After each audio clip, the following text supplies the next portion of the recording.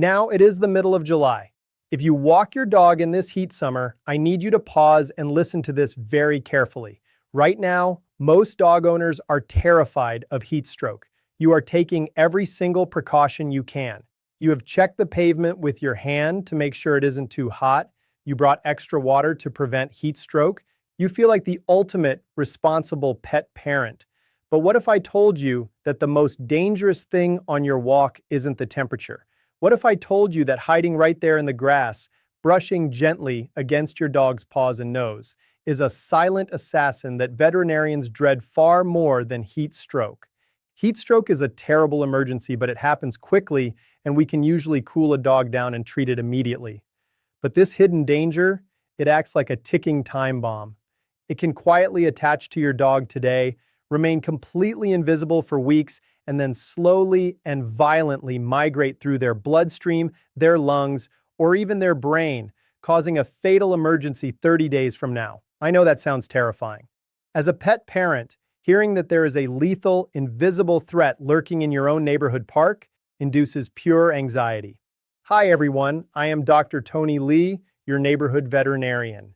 I see the devastation of this specific summer danger in my clinic every single week during the hot months.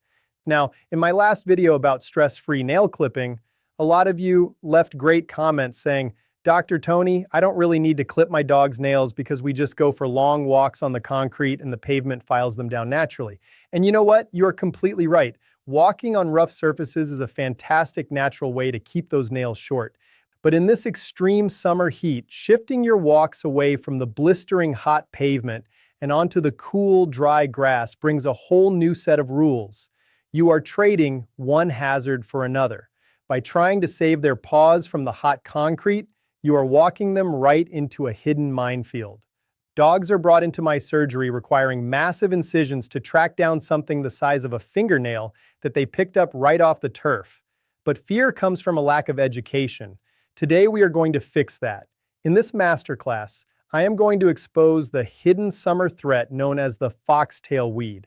I will teach you the horrifying biological design of this plant, exactly how it travels through a dog's body, and the 3 silent symptoms that tell you your dog is in a medical crisis. Most importantly, I will give you my 60-second post-walk triage hack to guarantee your dog never falls victim to this plant. Hit that subscribe button to join our family of highly educated pet protectors. Grab a notebook and let's dive into Chapter 1, the biology of the assassin. Before you can protect your dog from it, you must know what it is.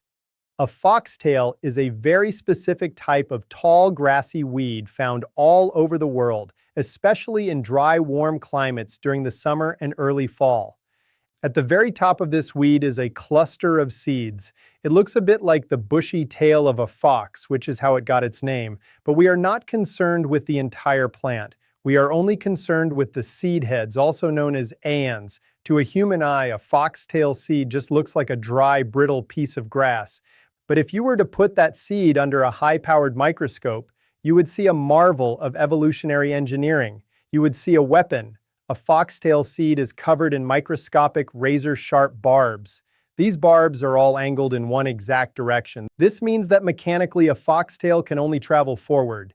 It is physically impossible for it to move backward. I want you to think of a fish hook. When a fish hook goes into the skin, the barb prevents it from slipping back out. A foxtail operates on the exact same brutal physics.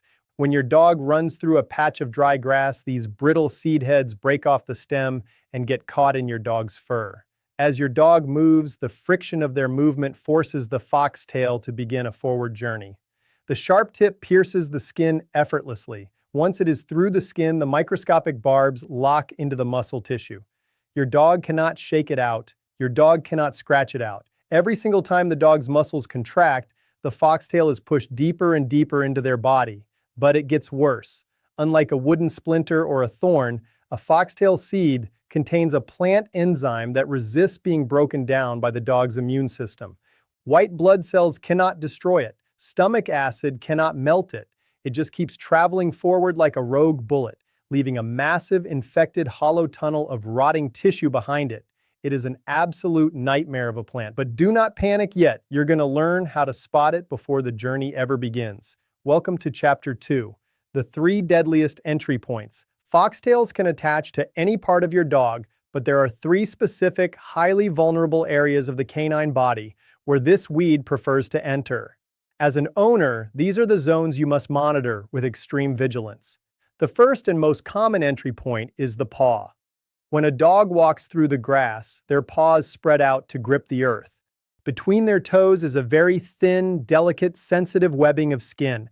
Foxtails frequently get wedged right up inside this webbing. The dog takes a step, the toes close together, and the foxtail is instantly driven right through that soft skin. Once inside the paw, the foxtail travels up the leg. In my clinic, I have seen foxtails enter between the toes on Monday, and by Friday, they have traveled all the way up the forearm, entering the chest cavity and piercing the lungs. The second deadliest entry point is the nose. Dogs experience the world through smell. Their nose is practically glued to the ground on a walk. If a dog deeply inhales a dry foxtail seed, it shoots directly up the nasal cavity. The barbs lock into the soft sinus tissue.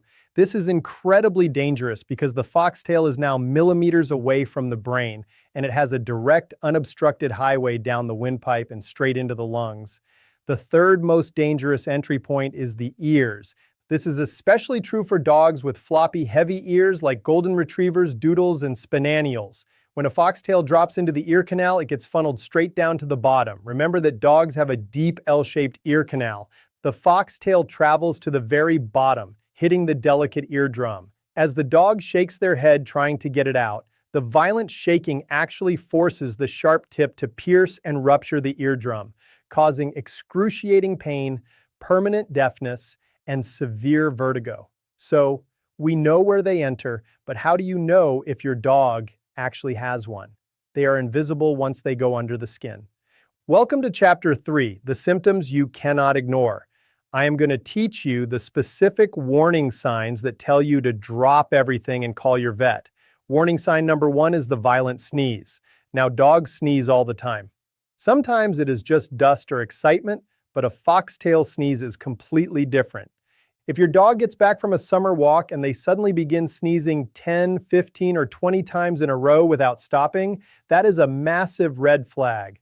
A dog with a foxtail in their nose will panic.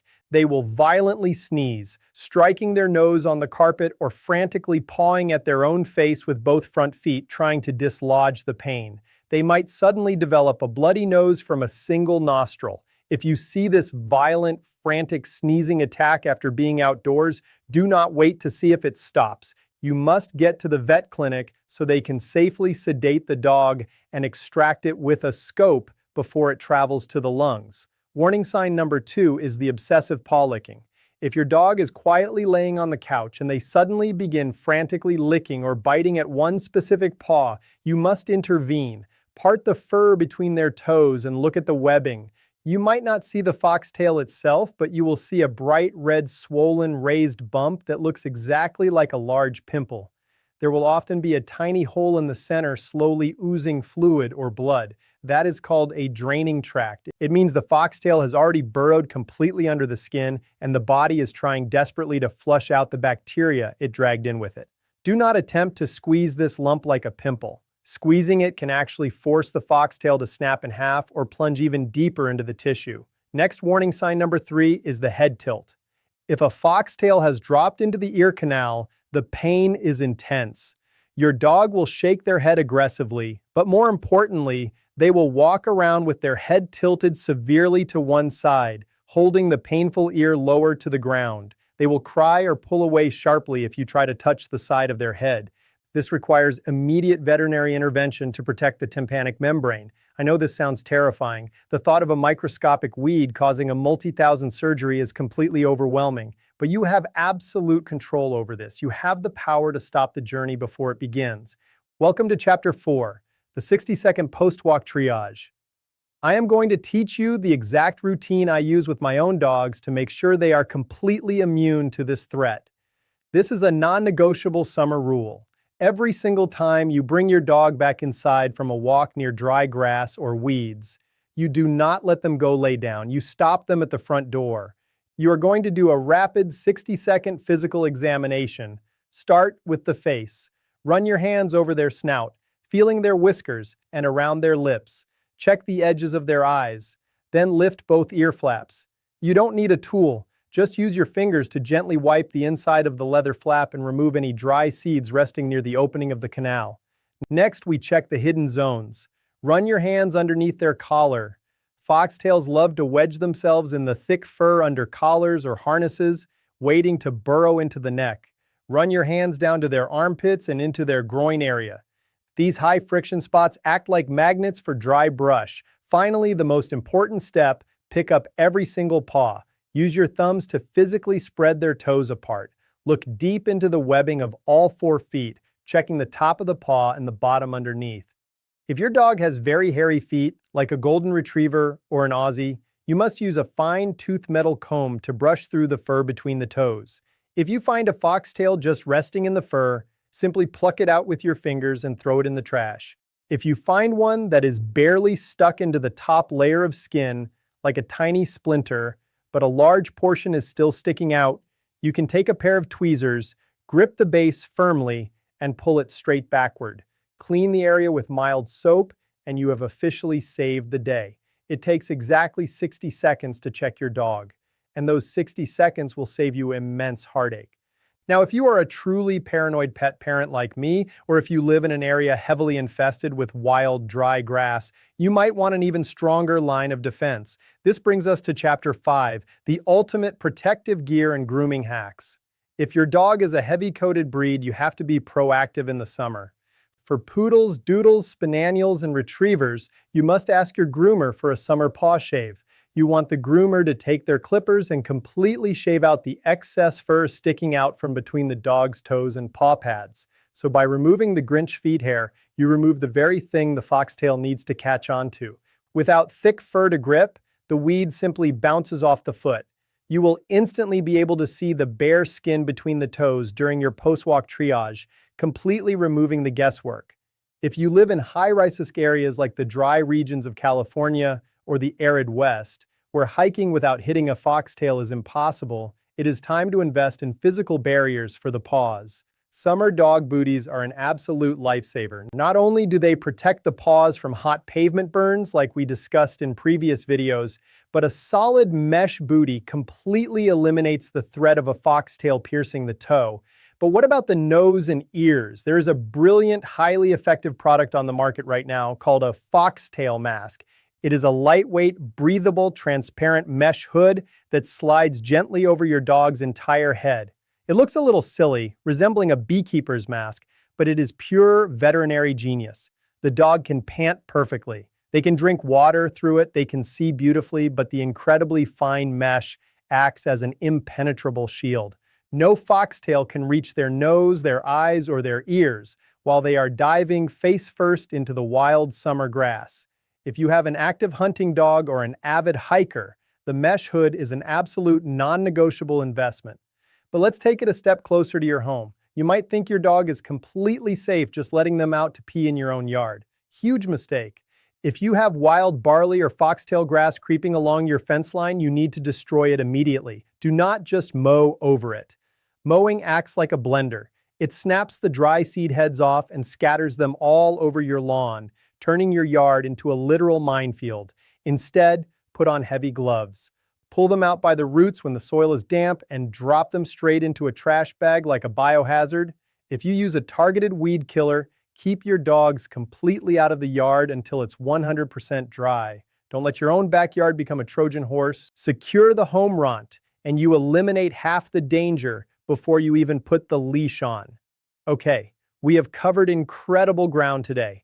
I know that diving deep into the grim medical reality of what a foxtail can do to internal organs is difficult to hear. It is much easier to just stay ignorant and hope for the best. But ignorance is incredibly expensive, and it puts our best friends at massive risk. The simple fact that you care enough to sit here and learn the biology of a weed and memorize the symptoms of the violent sneeze or the licking paw tells me exactly what kind of incredible guardian you are. You are not letting fear dictate your summer. You are letting education and proactive triage keep your dog perfectly safe. You now have the power to walk your dog confidently, knowing that no matter what brushes against them in the grass, you will find it, pluck it, and eliminate the threat within 60 seconds of coming home. Your dog trusts you completely to look out for them, and you are living up to that trust brilliantly. Now, I want to know about your local environments. Are foxtails and dry summer weeds a major problem where you live? Have you ever had a massive scare having to pull one out of your dog's ear or paw? Drop your story down in the comments below. I absolutely love reading them, and your experience might serve as a vital warning for another panicked owner reading through the comments right now. And if this deep dive opens your eyes to this invisible summer danger, please gently tap that like button and make sure you hit subscribe to join our family of elite pet parents. I am Dr. Tony Lee. Check those paws tonight, stay vigilant, and I will see you all in the very next